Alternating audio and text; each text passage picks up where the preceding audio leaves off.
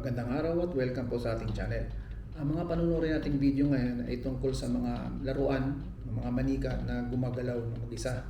Umpisa natin sa pinakasikat, yung Labubu dolls. If you have one of these in your home, be careful because these little dolls are going viral online and people are saying that it carries some serious demonic energy. Ako. Now, these are called Labubu dolls and they've been getting so popular that fans are waiting in line for hours just to get their hands on one. I mean, Magkano na nga ba ito ngayon? Ang mahal daw nito eh. Itong mga Labubu na to sa atin sa Pinas. Ang mahal nitong laruan na to ngayon sa atin, di ba? Hindi ko lang kung magkano na, pero alam ko mahal to kasi nag-trending yata itong nakaraan sa TikTok. Anyway. a fan tried giving one to Katy Perry during her concert and Katy Perry just knocked it out of her hand. That's how weird it is. And I'll show you that full clip in a second. But the creators said that it's inspired by Nordic mythology, but many are comparing it to Pazuzu, which is a Mesopotamian demon known for bringing chaos. And it sounds like that's what's happening because people are sharing their experience with this doll on social media, and some people are saying they feel like they're being watched, they're waking up with scratches, they're having terrifying nightmares, and one little girl was even caught on camera telling her mom that the eye color changed of the doll.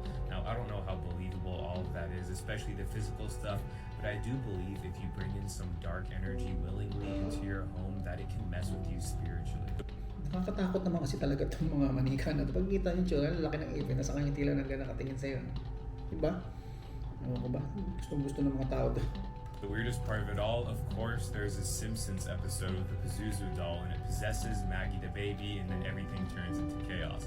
But many celebrities have been seen rocking these things like Rihanna and Kim Kardashian, but Katy Perry is one that does not. Just take a look to see what happens when a fan tries to give her one of these things.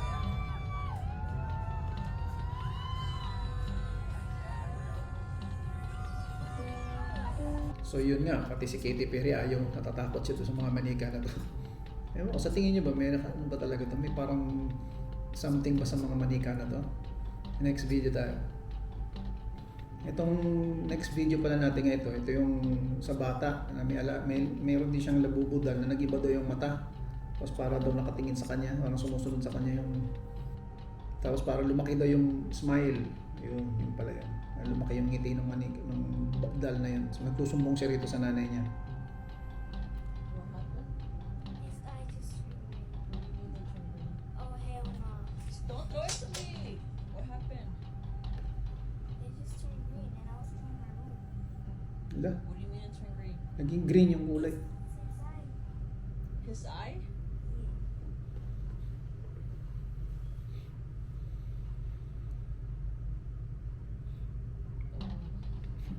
Ang gagawin nila. Nakot yung bata. Oh, ano to? Sinunog nila? Sinunog nila? It's actually getting too small.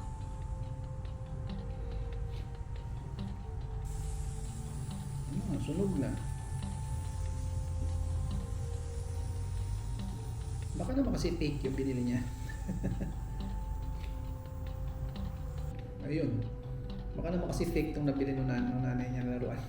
Iba daw yung kulay ng mata, naging green. Anyway, next video tayo. Itong next video natin pala, ito yung tungkol dun sa Simpsons na episode about kay Pazuzu, yung sinasabi nilang demonic na parang Mesopotamian god na parang ina-associate nila dito kay sa mga Labubu dolls. So ito din yung episode na yun, explain dito sa video na to. The Simpsons warned us the Labubu doll is evil. In Treehouse of Horror 28, Homer orders pizza. Instead, a tiny dusty crate arrives. Inside is Pazuzu, a cursed demon doll with hollow eyes. He tosses it into Maggie's crib. She starts floating. The lights flicker. Binky the bunny melts into the floor. Binky the Maggie's bunny. eyes glow red. She crawls across the ceiling like a spider. That night, Marge finds her drawing a pentagram in crushed Cheerios. Lisa runs a baby monitor analysis. It plays back backward chants. It's Maggie's voice, but older. She's summoning something. At her birthday party, the balloons burst midair. A shadow figure stands behind Grandpa. The guests scream. Maggie giggles. Father Sean is called. He brings Hello? holy water, garlic, and chains. Maggie throws him through a window without touching him. Bart applauds. His reflection doesn't match his movement. Later, Bart finds the doll in his locker. The school burns down that night. Skinner is found walking in circles, whispering Pazuzu over and over. Milhouse bites someone. Nelson vanishes in the bathroom mirror. Homer tries to bury the doll in the backyard. It's already in the house when he turns around. Hello? At the end, the doll sits in Maggie's crib. Then its eyes roll back and the screen goes black. Follow for more Simpsons predictions like this. Hindi ko napanood yung episode na yun ng Simpsons na yun. Pero nakakatakot ano kung iba. Itong last shot na ito, kamukha niya yung parang based siya doon sa mga manika daw. Dito daw siya binased. Ewan natin. Next video. Itong next video natin ay hindi na related sa mga labubudals kundi sa mga ibang manika naman na gumagalaw. Itong video na to, 2010 pa to alam ko eh. Pero wala maka-explain kung paano, bakit gumalaw yung manika rito. Ano rin natin. Pero mabilis lang to. Ang dali lang to. Parang ano pala to, alala ko. Quinceañera sa ano to eh, Mexico nangyari. Basta, hindi ko alam kung Mexico, basta somewhere sa South America, Spanish. Quinceañera. Quinceañera yung pag sa yun yung equivalent na parang debut sa atin na 18 years old. Pero sa kanila pag patak ng 15 ng babae, sineselebrate nila yun, tinatawag nilang quinceañera. So ito yung parang gift sa kanya, yung manika na to. Tapos ganun nga nangyari. Panoorin natin.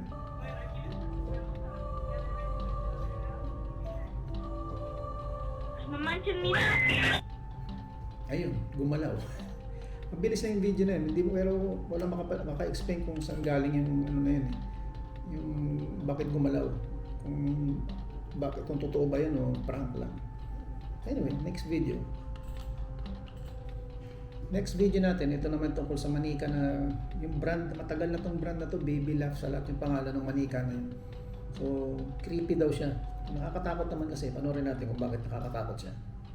Baby Laughs a Lot was a pretty innocent-seeming toy for children.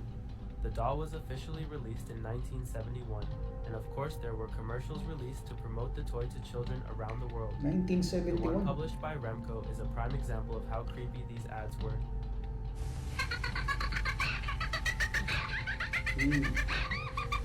Bakit ganun yung ulo ng mga bata gumagano? Parang umiikot yung mga ulo nila. Nakakatakot. Tapos weirdo pa yung tawa. Ano ba to? Pinapayagan ito. 1971 daw to. The doll's high-pitched laugh gives off an eerie and psychotic feeling. Also, the way the kids turn to the Ayun, camera in horror after hearing her laugh adds fuel to the creepiness. Things only became worse when the batteries would run low, causing the doll to laugh like a demon. Diba?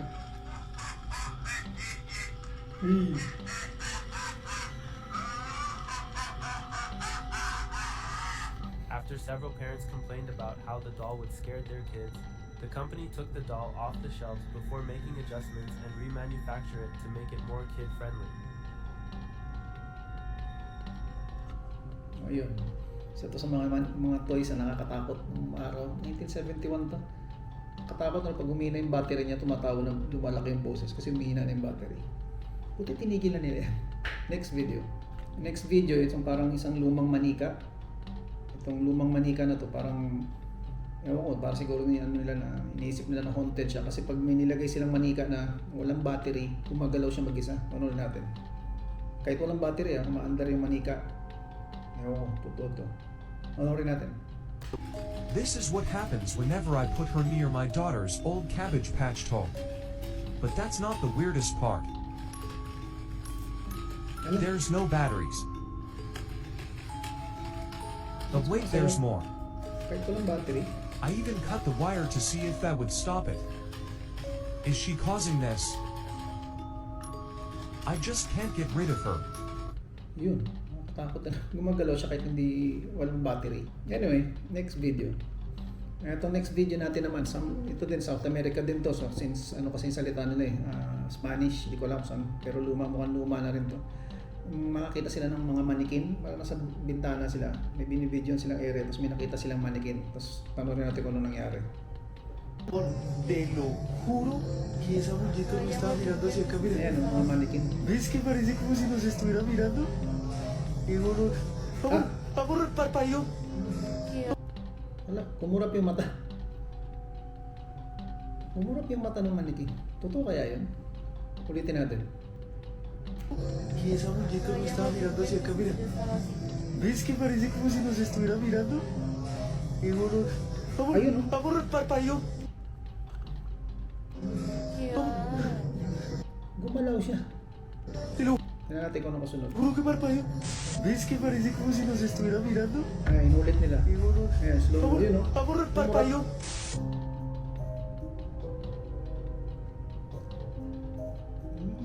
Nakatakot naman yun.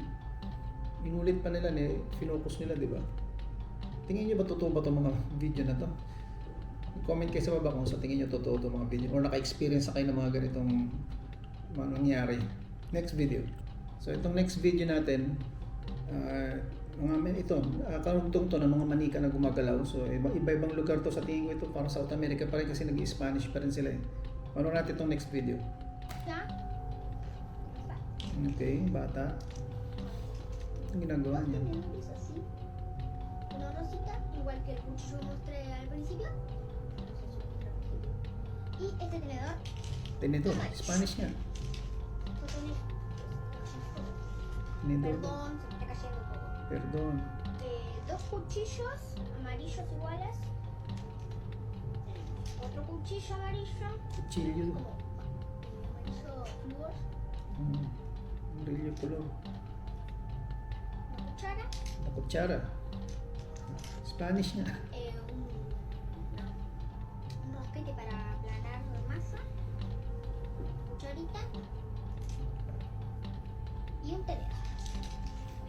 La cucharita. Después Anong meron dito? So, tengo esta tacita, rosita, kasita.